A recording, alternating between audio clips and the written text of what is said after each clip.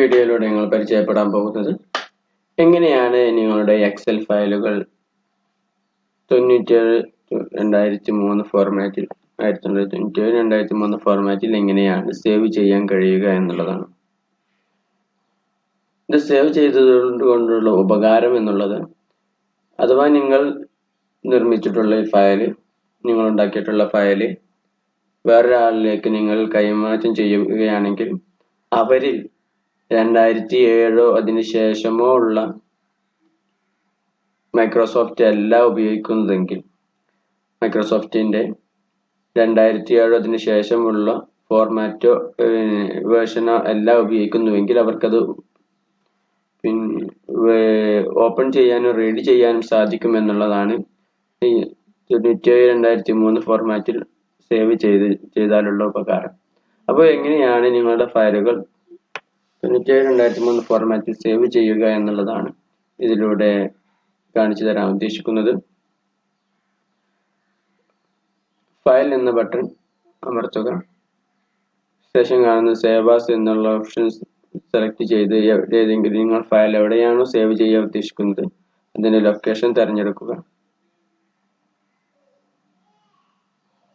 ആ ലൊക്കേഷനിൽ എടുക്കുന്ന സമയത്ത് ഈ ഡ്രോപ്പ് ഡൗൺ ലിസ്റ്റിൽ നിന്ന് നിങ്ങൾക്ക് ധാരാളം ഓപ്ഷനുകൾ കാണാൻ കഴിയും.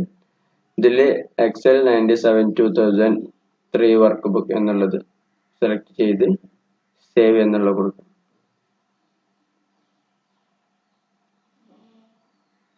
ഇപ്പോൾ നിങ്ങളുടെ ഫയൽ സേവ് ആയിട്ടുള്ളത് 97-2003 ഫോർമാറ്റിലാണ്.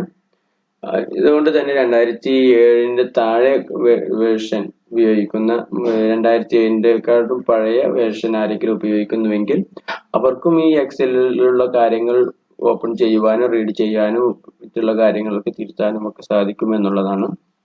ഇനി സാധാരണഗതിയിൽ നിങ്ങൾ ചെയ്യുന്ന എല്ലാ ഫയലുകളും ഈ ഒരു ഫോർമാറ്റിലേക്കാണ് സേവ് ചെയ്യണം എന്നുണ്ടെങ്കിൽ ഫയൽ എന്ന ബട്ടണിൽ പോവുക, ഓപ്ഷൻസ് എടുക്കുക, ഇതിൽ സേവ് എന്നുള്ളത് ക്ലിക്ക് ചെയ്യുക. ഈ സേവ് ഫയൽസിന്റെ ഫോർമാറ്റ് എന്നുള്ളതിൽ എക്സൽ 97-2003 വർക്ക് ബുക്ക് എന്നുള്ളത് സെലക്ട് ചെയ്ത് ഓക്കെ കൊടുക്കുക. എന്നാൽ ഈ ഫയലിൽ ചെയ്യുന്ന എല്ലാ വർക്കുകളും ഇതിലേക്ക് ഈ ഫോർമാറ്റിലേക്ക് സേവ് ചെയ്യുന്നതാണ്. ഓക്കെ, ഈ വീഡിയോയിൽ പറഞ്ഞിട്ടുള്ള കാര്യങ്ങൾ നിങ്ങൾക്ക് മനസ്സിലായി എന്ന് കരുതുന്നു.